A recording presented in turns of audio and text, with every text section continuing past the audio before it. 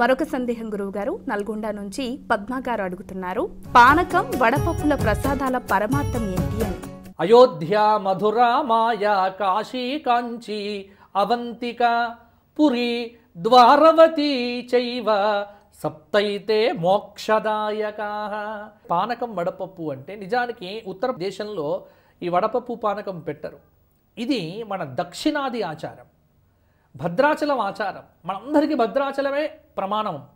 భద్రాచలంలో రామకళ్యాణం అయితేనే పూర్వకాలంలో, అంటే మాకు గుర్తుంది 80-82 ప్రాంతాల్లో ఇవేవీ లేనప్పుడు, ఇన్ని ప్రసార సాధనాలు లేనప్పుడు జమ్మలమడక మాధవరాయ శర్మ గారు, అలాగే మా గురువుగారైనటువంటి మల్లాది చంద్రశేఖర శాస్త్రి గారు, ఏలూరుపాటి అనంతరామయ్య గారు మొదలైనటువంటి వారు రేడియోలో వ్యాఖ్యానం చెబుతూ ఉంటే ఆ రేడియోలకు కూడా పూజ చేసి, రేడియోలకు కూడా వడపప్పు పానకం నివేదన చేసినటువంటి సంస్కృతి మనది.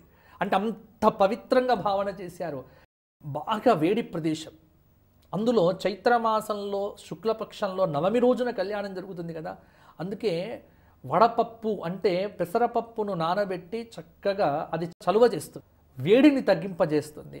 అలాగే బెల్లంతో పానకం ఎంతో చలువ చేస్తుంది. అంటే ఎండ వేడి మీ యందు ప్రతి వారికి శీతలత్వమును ఇవ్వటానికే ఆ వడపప్పు పానకం అనేటువంటిది మన తెలుగునాట ఆచారం. కాబట్టి ఇది తెలుగువారి సంప్రదాయం ప్రకారం ఉత్తర దేశంలో పుట్టినప్పటికీ రాముడు మనందరికీ తెలుగువారికి ఆరాధ్య దైవము. అందుకే ఇక్కడ పేర్లంతా కూడా రామచంద్రమూర్తి, రామయ్య, రామనాథ్, ఇవన్నీ పేర్లు ఇక్కడే బాగా పెట్టుకుంటారు చూడండి. అక్కడ బాగా పేర్లు పెట్టుకోరు. ఎందుకంటే రాముడు మనకు ఆరాధ్య పురుషుడు, రాముడు మన హృదయాలను కొల్లగొట్టినటువంటి వాడు. కాబట్టి ఇలా వడపప్పు పానకం అనేటువంటిది భద్రాచల సంప్రదాయం. అందుకే ఇంట్లో ప్రతి వారు కూడా చేసుకోండి.